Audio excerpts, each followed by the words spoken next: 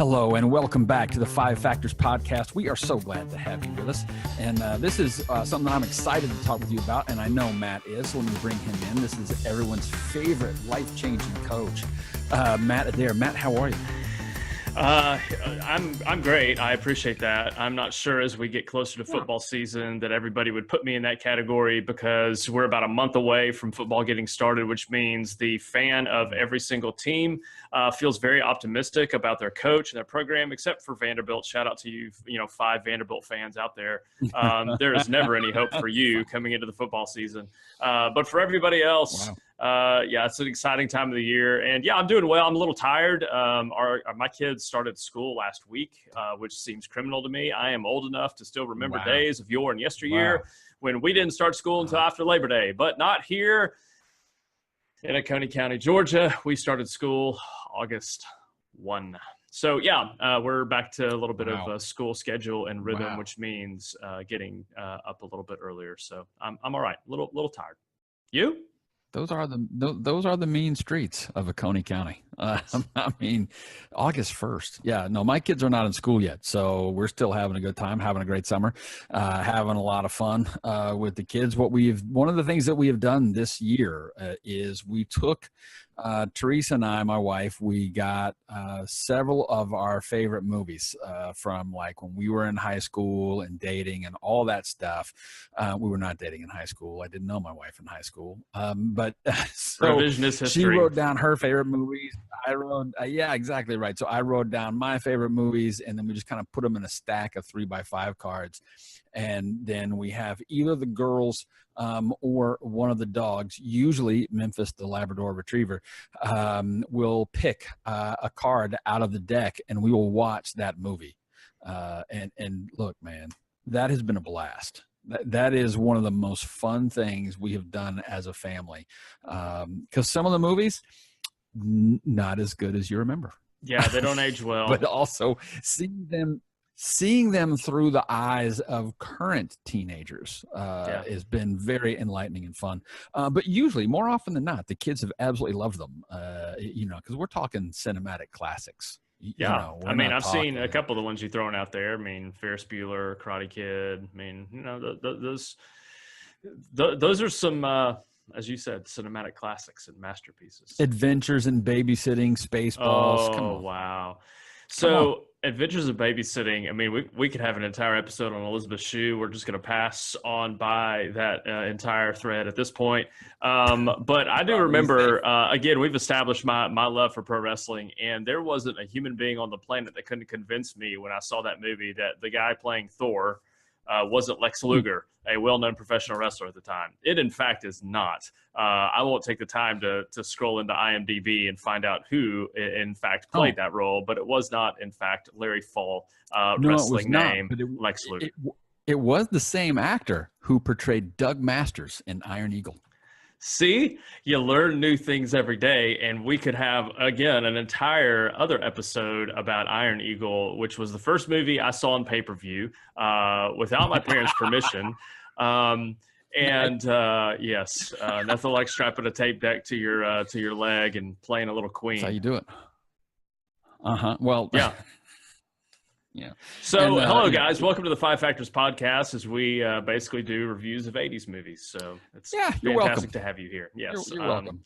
Well, let's talk about why the kids are here today. We're going to talk about the life-changing benefits of coaching, and we really want to help you understand why good leaders like you hire a coach in the first place. And so this entire month, we want to help you take your life and leadership to the next level. And we really do believe and have found that happens through coaching. And if you think about it, we already talked about football season coming up. And so I think about coaching in those terms as a former football coach. And then also, I think that when we think about church leaders, we think about this time of years, we're getting closer and closer to, if school hasn't started already for you, like it has for me, it's coming close. And I think that season from really school starting as we get into Christmas Christmas, I mean, that's time where we really want our work to count. We really feel like it has a level of significance that maybe if we've taken the summer and slowed down a little bit, it's starting to speed back up. And so this is a perfect time to basically talk about, okay, so how do I make sure that I get the most out of my life and my work? And so that's what we're going to be talking about this month. So if you haven't subscribed to the podcast, we want to encourage you to do that. Whatever channel, whatever app you use to listen to podcasts, you can subscribe to this podcast every week so that every Monday morning, you'll be part of this ongoing conversation we're having throughout the month of August as we talk about coaching. Now, what we're going to do over the next few weeks is we just want to talk about the power of coaching. So next week, we're going to talk about different kinds of coaching. I have been around the coaching conversation in church world long enough to have seen some unhelpful advice given when we think about coaching is just kind of this one size fits all, two-dimensional thing. So we're going to talk about that next week and basically how you can choose the right coach for you. But today what we want to do is we want to talk about whether or not you need a coach in the first place. And so that's kind of how I want to set it up. So let's take a step back in terms of our perspective and where we're coming from, Tal. When you think of coaching in your own life, people have come alongside of you and kind of put you in a position to succeed. Talk to me about, a coach or two that stood out to you that's been super helpful for you in your life. I think the first name that comes to mind is a guy as well, Dr. Robert Smith Jr. At Beeson Divinity School, the preaching professor. And if you follow preaching and look for great preachers, you'll do no better than to find this guy. But he was one that was a great coach to me as a seminary student. He was a great coach to me in terms of my own preaching. But really mainly I came into seminary from Baptist or Baptistic, denominational backgrounds, Bible church, Baptistic stuff where, theology was not high on the list. It just wasn't a thing. And so when I got to Beeson, people were asking me if I was reformed, and I was not sure why they wanted to bring up my criminal record. I did not know what they were talking about. Right. And so we were going through a lot of that. And I would talk to Dr. Smith and I was, I actually said to him, like, I don't have time for all this theology in my preaching, man. I just want to preach. I don't want to take theology class. I just want to preach, man. I'm a communicator. It's what I do. And he really, pounded the importance of theology into me, but also did not give me my theology. Right. I asked him to do so. I'm like, what's yours? I'll take that. And he would no. He has called me Bishop forever. And he's like, Bishop, you need to go read. You need to set sail on the stormy waters.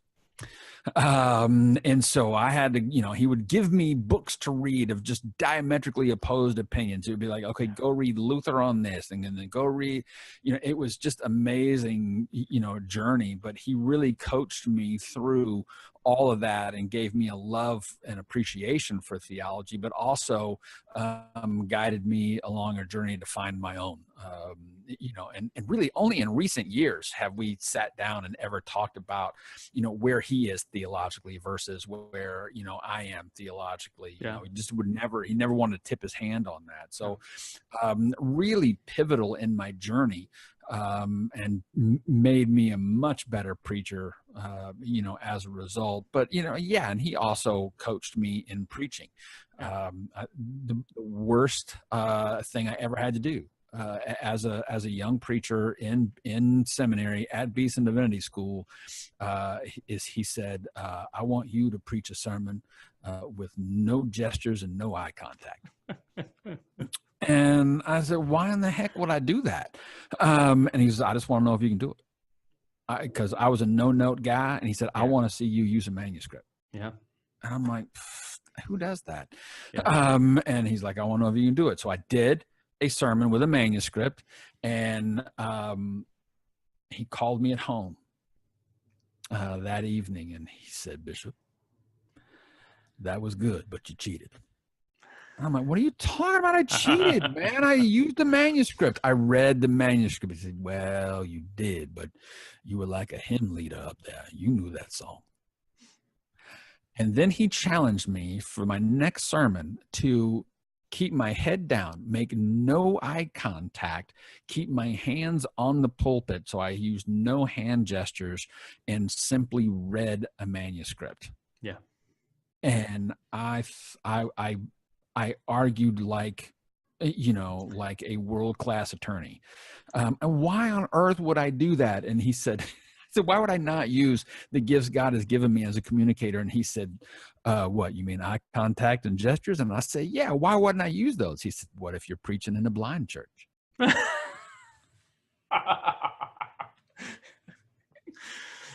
I was like, are you kidding? I said, I would still do it. They just wouldn't know. And he said, what if you're preaching on the radio? Yeah. And I said, okay.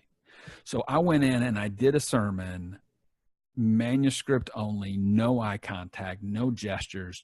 And that day there were two local Baptist pastors who came to visit the class.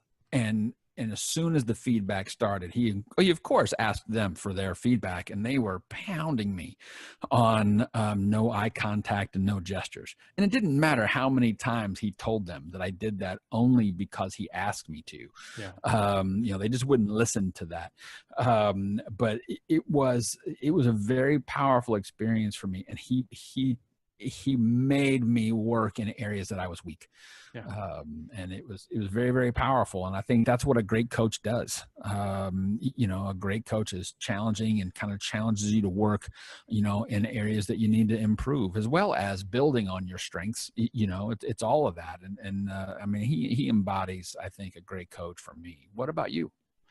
Well, when I was thinking about it, one of the things I was going to say is that the best coaches in my life have been the ones that have basically met me in places where I knew I had to get better. But then when you're telling the story about the doc, because I had him at Beeson as well, it's an example of a place where I needed to grow, but I didn't know yet. So your experience was you had to preach with no gestures and those things. Well, my challenge was different. So he didn't tell me that I was going to do this, but maybe the second or third time I was preaching in his class, and I'm praying before, and he's talking to me while I'm praying, he's praying along with me. But I hear his voice keep getting closer and closer and closer and closer. And then I hear some rustling on the pulpit, and it's the doc taking away my stuff. And I just see his back, and I'm finishing praying, and I got one eye closed and one eye open while I'm praying. I say, "Amen." I look at him, he looks at me, and he's like, preaching. And so I had to preach without notes. Yes. And so when people ask me, because now I don't preach with notes. I walk up and I preach with just a Bible. I don't have anything in my Bible. There's no outline. There's no Post-it notes. It's just that. And so people say, well, how did that start? And I tell them that story. And it took a while until I decided to do that. But he saw an opportunity for me to grow. And so, I would say that the best coaches either come alongside of you in places where you need to grow, or in places that you don't know yet, and they see that there's a gap between where you are and where you want to be, where you need to be. And because here's what I think we see, and why leaders hire coaches, why we go find coaches, why we ask somebody to be a mentor and things like that. And that's because healthy leaders, they want to do the best job possible. They want to thrive. We all want to lead at the highest level possible for us, for as long as we possibly can. But every leader faces a crisis of belief. And for some of us, it's just nanoseconds, blips on a radar. For some of us, it's seasons. For some of us, it's our general posture all throughout the work that we do as leaders. And that is, am I as good as I should be? Now, some of that is about myself. Am I as good as I should be about me? And some of us, it's situational. Am I good enough to be able to lead in this context? And that's because, church leaders, we are constantly dealing with crisis. We're constantly dealing with the external crisis of people who are in pain, people who are in trauma, broken people living in a broken world.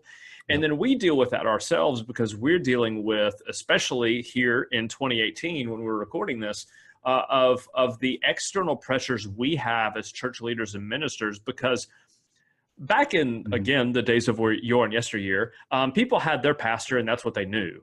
And for many people, they had one pastor for a lifetime, or they were part of one church and that's all they knew was there. But now, because of the wonderful world of technology, people can basically peek over the fence at all kinds of different pastors and pastor ministry. So you're being compared to other people. You have this own kind of self challenge you have, and so that creates a lot. And so, from a therapy standpoint, when you have leaders who are consistently under pressure, dealing with all this, what are they going to be wrestling with internally? I mean, when you sit down with them, what are the emotions? What are the pain points that you're going to consistently find in leaders who are struggling to deal with the situation they find themselves in, wondering if they're good enough for the task at hand? Yeah, I mean, I think wondering whether or not they're good enough is going to be the big issue. Feeling the pressure of comparison all the time. But they're going to, before long, I mean, that just turns into, from a mild irritation to a kind of a strong nagging doubt. And that left unchecked is going to just kind of bleed into depression. There's going to be a lack of energy. These people aren't resting well. We spent some time talking about circadian rhythm and the importance of that. And we see that they're not resting well. Because they're not getting restful sleep. They're anxious, so we're going to see anxiety, we're going to see depression, we're going to see shame start to creep in, but a lot of that can be headed off, and cut off before it gets to that point if they're continuing to work on their strengths and build on that, but have somebody else be able to point out where your weak spots are, where your blind spots are, and what you need to be working on. I had a local pastor come to me, for a very similar, reason, and he came in here and he thought he was coming for one thing and he was really coming for something different, which is normally the case in my office. Yeah. But one of the things is he really wanted to work on, on his church and his organizational structure and, outreach and all those things. But he just wasn't aware of what his blind spots really are. Yeah.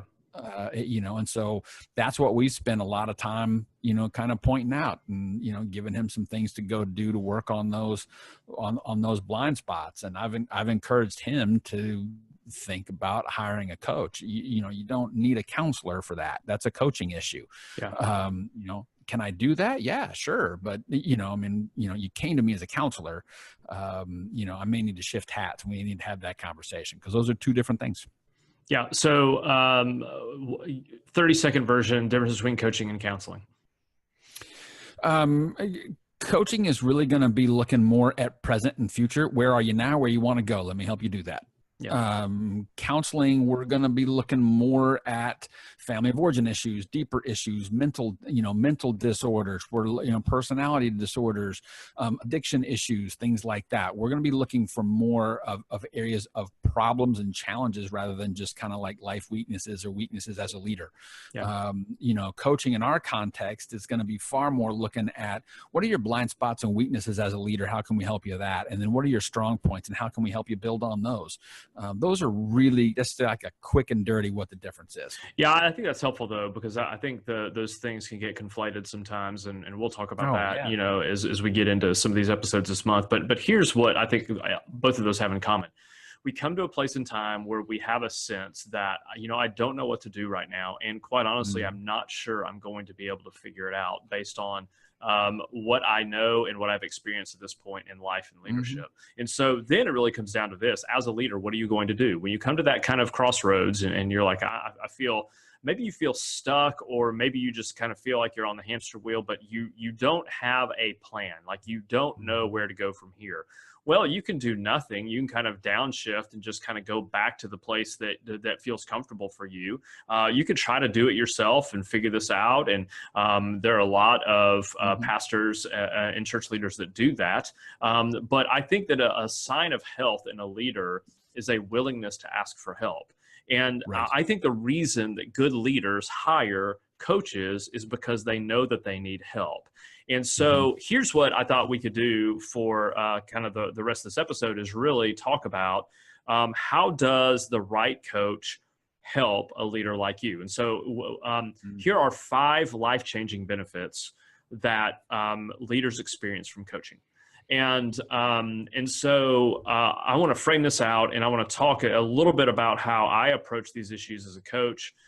Tal, maybe you can jump in, as a counselor and therapist, and just so we can see kind of what's connected here, and just kind of maybe flesh this out for people a little bit, particularly those of you who don't have a lot of experience with somebody coaching you. The first benefit that good coaching provides is that it slows you down. So when somebody comes into your office, Tal, what is the first question you ask them? Why are you here? Yeah. How can I help you? What brings you in? Yeah. First question. Yeah, I mean, there are times, and we'll talk about different types of coaching when we're bringing up the subject and the topic to people, but generally my lead question in almost every coaching session is, what's on your mind?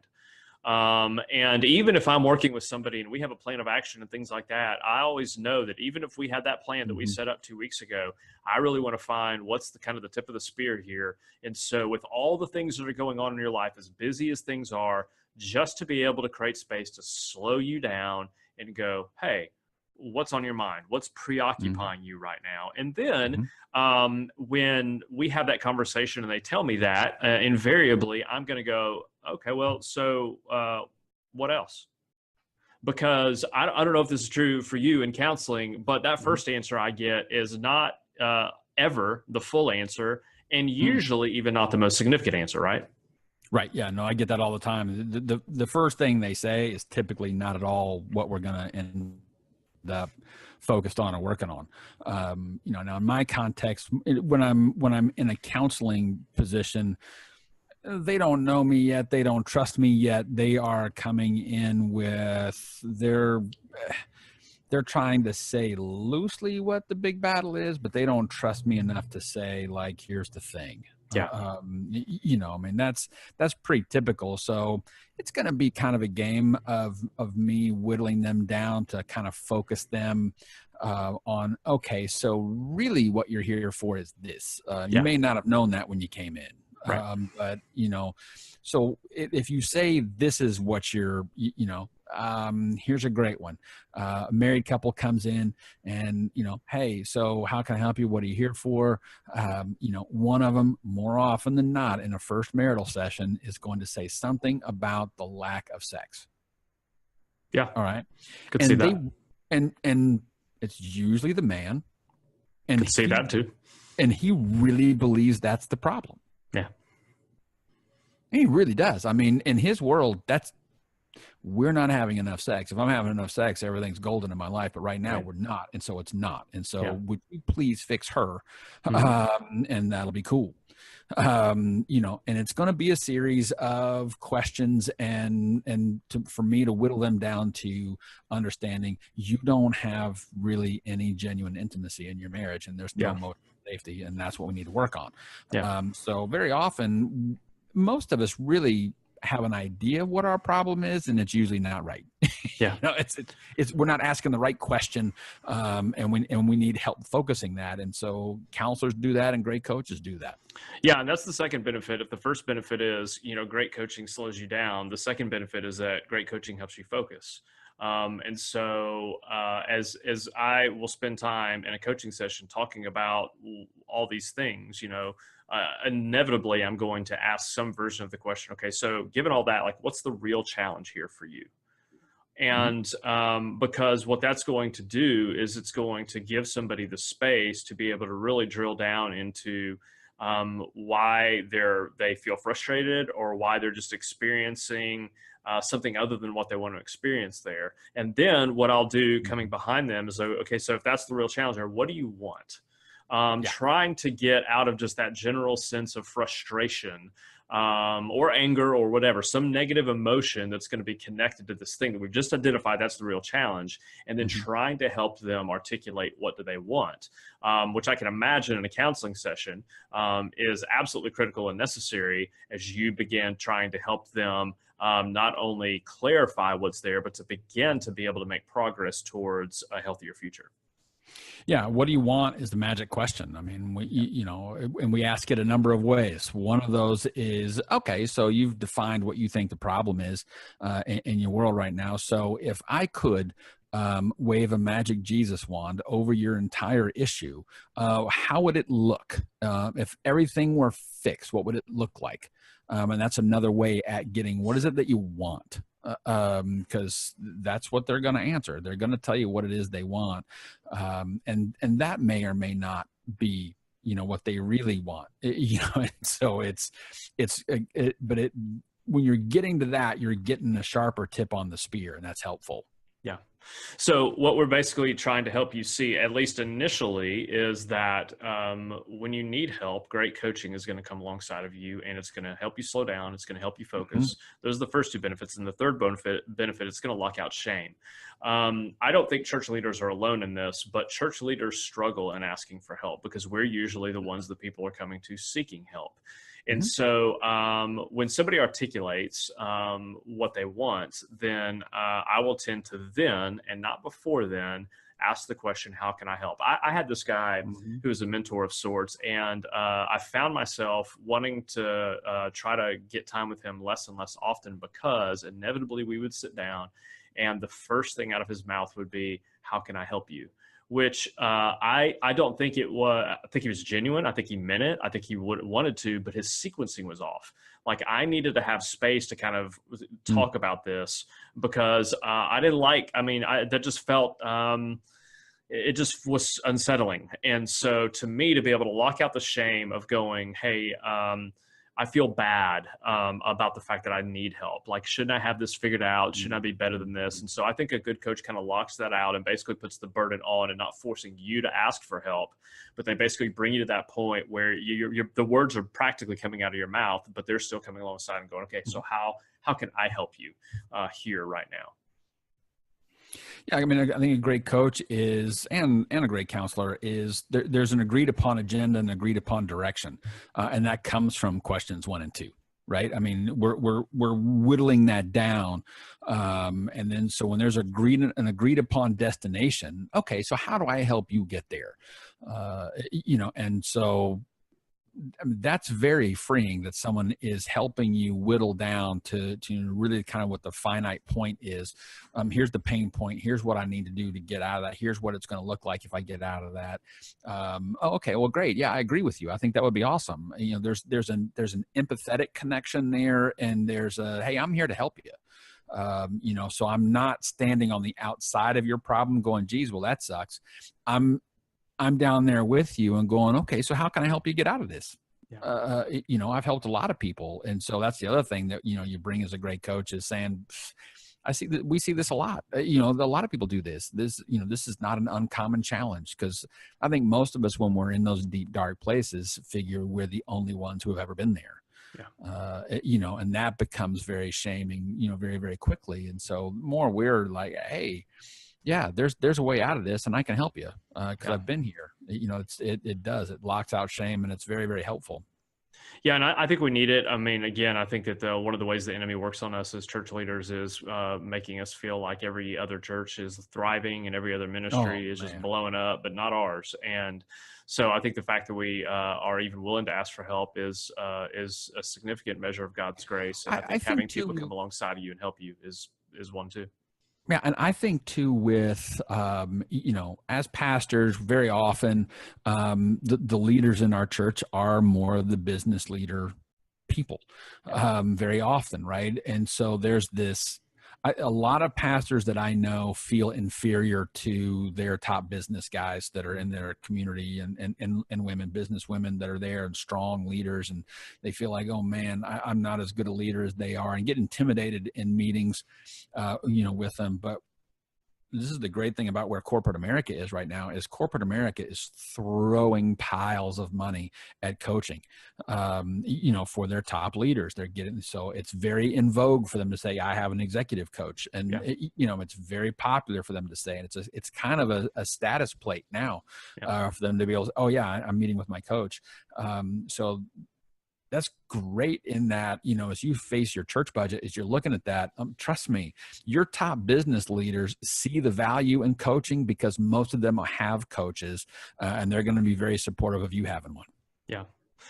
Yeah, and we're going to talk a little bit more in terms of about mindset for us as leaders, particularly if you're not familiar with coaching before, and some things that we see, because we have an opportunity to work with a lot of great leaders and have had a lot of conversations trying to help people decide if they need a coach and what kind of coach they need to have. As we continue to talk about the benefits here, we've talked through the first three, and number four is that good coaching keeps you honest. So not only does good coaching slow you down, give you time and space to process things, help you focus on what matters most, lock out shame because you have somebody there who's asking, hey, how can I help you? But it keeps you honest, because as you begin to sort of come out of the fog and now you're beginning to develop an action plan and you begin to say, hey, I want to do this, you're still limited by time and space. You still only have 168 hours in a week, and you still shouldn't be using all of those to work. And so a good coach is going to come alongside and say, hey, if you're saying yes to this, what are you saying no to?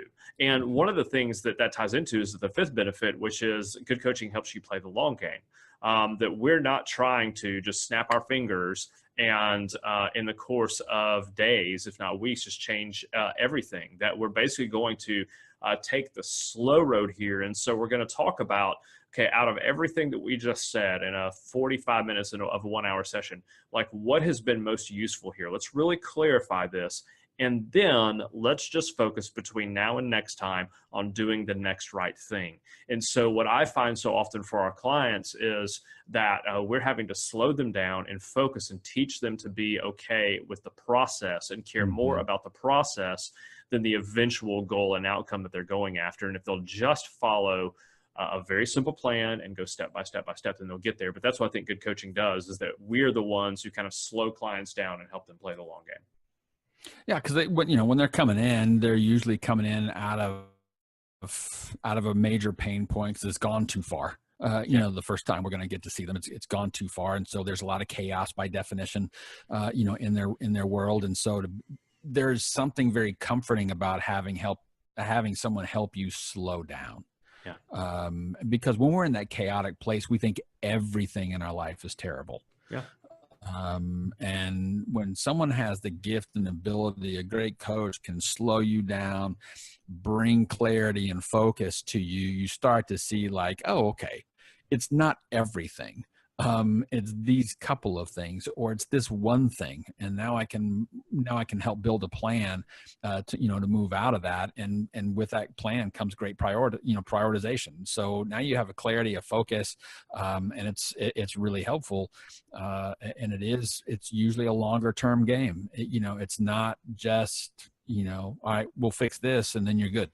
It's okay. So what's next? I think great coaching provides great clarity, in so many areas, because I have yet to meet a person who is fully aware of all of their blind spots. Yeah, they're not. And one of the blind spots I think leaders have is that they put way more pressure and have higher expectation of themselves than anybody else does in their world. I would say 80% of my clients, at least, that they want to be doing more and going faster than anybody else in their world. There is no board pressure from them. They don't have elders, deacons.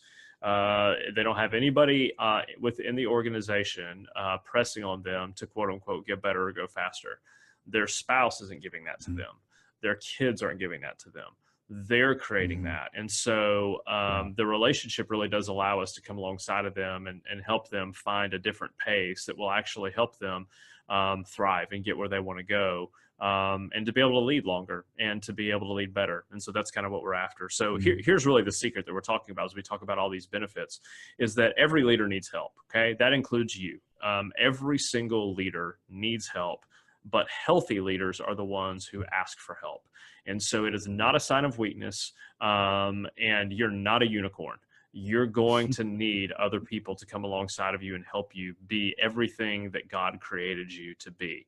Now, if you don't have a coach, I want to give you a real simple next step to do right now. If you'll go to fivefactors.net/mentor, I asked some people that I know well, some people that are fairly well known, pastors like Matt Chandler, Leonce Crump, who's been on our podcast before, other really great leaders like Jenny Catron from the Foresight Group, and then some people you don't don't know. Some of my friends like Gib Gibson and Alex Early, and Gib's a friend of both mine and Tal's. And what's happening, Gib? we just asked a handful of questions of very practical leadership type stuff, and they gave us some great responses, and we packaged all this together.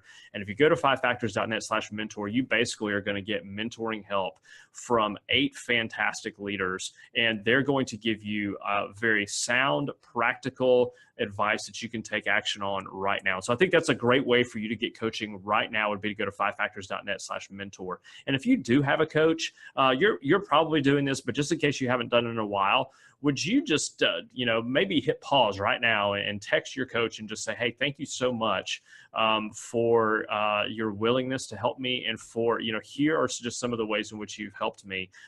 That's going to be helpful for your coach. It's going to encourage them, but it's going to be helpful for you to remind yourself of the benefit and the value of this relationship. So just a couple of things for you to kind of take action on this week. If you don't have a coach, if you do have a coach, still enabling you to make progress as we're continuing these conversations over this month. Yeah, and if you want to be able to be in a position to lead and lead for a long time, the reality is you're never going to be able to do that alone. That's just not possible. Yeah. You can't. None of us can do what we do alone. And if you spend too much time alone doing things, you'll wind up in my office. Let's be honest. So you need to have community around you. You need friends and family around you who are there to support you. You got to have those people, and you need peers. You need people who are doing what you do. To be able to converse and be in the flow of ideas, and just the kind of the traffic of ideas and what's happening out there, to be abreast of what's happening in your professional community. And I really believe, and Matt does too, that you just need a coach to get the most out of you. Lots of people are gifted athletes, but without a coach, they don't reach their full potential. They just don't. So there's great benefit to that, and we want to help you along that way. And so make sure to tune in all month as we're doing these podcasts on coaching, the benefits. We're going to take deeper dives on this as we go through the month, and we want you to be a part of that. Easiest way for you to be a part of that is if you haven't already subscribed to the podcast and whatever podcast player you like. We strongly recommend for you to go ahead and subscribe so you get this automatically. And if you can, I don't know. I really don't. I don't know how the ratings and reviews work, but they do. So it'd be really cool if you would help us out and throw down some ratings and some reviews. We would greatly appreciate that. And so next week, we're going to be talking about how do you find the best coach for you. So make sure you're here to listen to that. And we will see you next week on whatever your favorite podcast player is. And so for Matt Adair and 5 Factors Coaching, I am Tal Prince, and we'll see you next week.